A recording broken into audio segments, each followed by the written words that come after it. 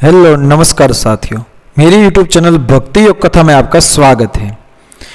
आज हम बात करेंगे बटुक नारायण की एक अनमोल कहानी कि जब बलि ने कहा तथास्तु। महर्षि कश्यप की दो पत्नियां थी, एक का नाम दीति और दूसरी का नाम अदिति। अदिति के पुत्र श्रेष्ठ कर्म वाले, सद्विचार वाले, पर उपकार करने वाले देवता कहलाए। दीति की संतान अहंकारी, अत्याचारी, अधार्मिक कर्मों वाले दैत्य कहलाए। दोनों सौतेले भाई थे। दैत्य बड़े प्रबल थे। अपने छल छपन तथा मायावी शक्ति द्वारा देवताओं को सदा परेशान करते रहते थे तथा दुख देते रहते थे। दैत्यराज हिरण्यकश्यप का प्रपौत्र बलि जब राजा हुआ तो उसने देखा देवता उसकी अपेक्षा बड़े राज्य के स्वामी थे। वे खूब वैभवपूर्ण जीवन जी रहे थे। यह देखकर बलि को देवताओं के ऐश्वर्य से ईर्ष्या हुई। देवता सुख भोगते भोगते विलासी तथा आलसी हो गए थे। उनमें युद्ध आदि की क्षमता नहीं रह गई थी। उनके राजा इंद्र पर अगर कोई आक्रमण करता तो सारे देवगण शत्रु का सामना करने तथा लड़ने की बजाय जान बचाकर भागने लगते थे। देवताओं का राजा थे इंद्र। बलि देवताओं की इस कमजोरी को जानता था। अपनी और शक्ति बढ़ाने के लिए उसने देवलोक पर आक्रमण कर दिया। जब बलि ने देवलोक पर आक्रमण किया तब आलसी देवता दैत्यराज बलि तथा उसकी सेना का सामना न कर सके।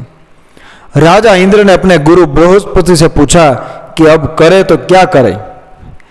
गुरु बृहस्पति ने कहा, युद्ध में बलि को जीतना संभव नहीं है, वह बहुत प्रबल हो गया है। इसलिए इस समय यही उपयुक्त है कि देवलोक की आशा छोड़कर सब लोग यहां से चले जाओ।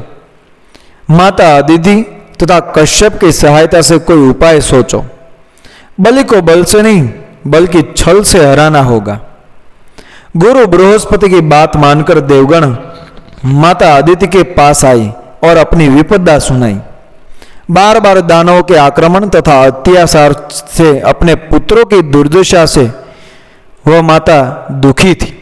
उन्होंने महर्षि कश्यप से कहा कि मेरी संतानों को बलि ने बेघर कर दिया है, इनकी रक्षा तथा मदद के लिए कोई उपाय कीजिए। कश्यप ने कहा, अदिति, बलि को परास्त कर देवताओं का उनका स्थान दिलाने के लिए केवल भगवान विष्णु ही सहायक हो सकते हैं। अतः हम सब लोग भगवान विष्णु की आराधना कर उन्हें प्रसन्न कर उनकी मदद लेंगे। कश्यप, अदिति, इंद्र तथा समस्त देवगणों ने भगवान विष्णु की स्तुति की। भगवान विष्णु की स्तुति करने के बाद भगवान विष्णु प्रकट हुए और इस प्रकार स्तुति का कारण पूछा तो कश्यप ने कहा कि हे महाप्रभु, ये देवगण आपके अंश से है। दैत्यराज बलि ने देवलोक पर अधिकार कर इन्हें निकाल दिया है। इनके पुनर्वास के लिए आप देव माता अदिति के गर्भ से जन्म ले और बलि को देवलोक से निकाले। भगवान विष्णु ने देवताओं की दशा तथा अदिति एवं कश्यप की विनती सुनकर कहा, ऐसा ही होगा, आप लोग चिंता न करें। समय पाकर अदिति के गर्भ से एक बालक का जन्म हुआ।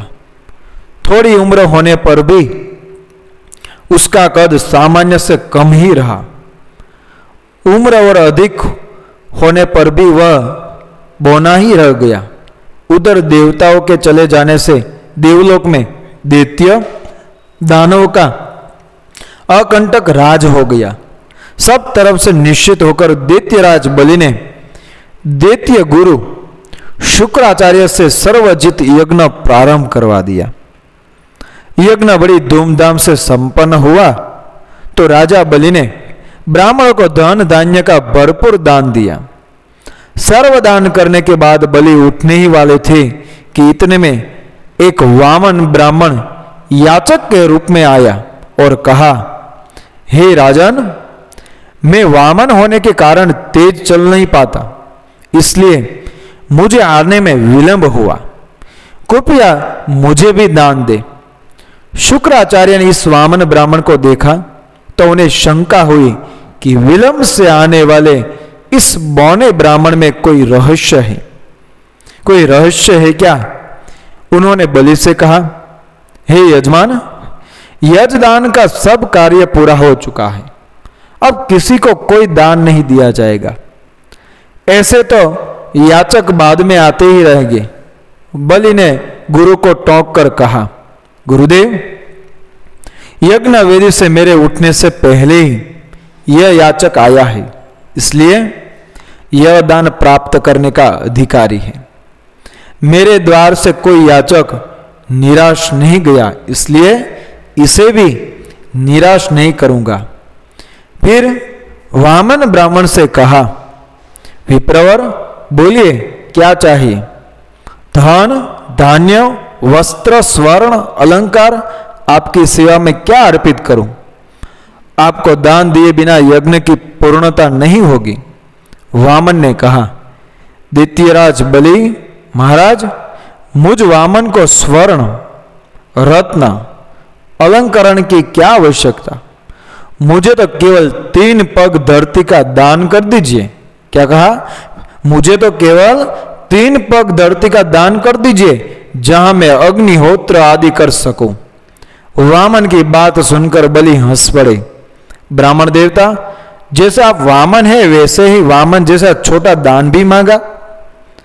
त्रैलोक्याधिपति बलि से 3 पग धरती की याचना कर रहे, अब तक जो याचना किसी ने न की हो, ऐसा दुर्लभ दान मांगो। वामन कैसे ही गंभीर बने रहे। कहा, किसी को अपनी मर्यादा से अधिक नहीं मांगना चाहिए।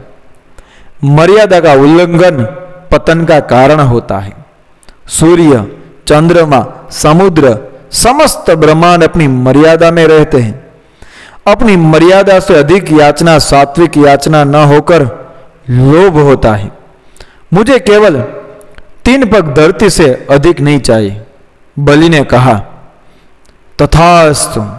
क्या कहा? बलि महाराज ने कहा, तथास्तु, ऐसा ही होगा।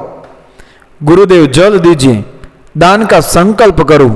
शुक्राचार्य ने कहा, बलि क्या करने जा रहे हो? यह साधारण ब्राह्मण नहीं दिखता जो इतने वैभव को ठुकरा कर केवल 3 पग धरती का दान मांग रहा है। सावधान हो जाओ, हो सकता है इसमें देवताओं का कोई छल हो।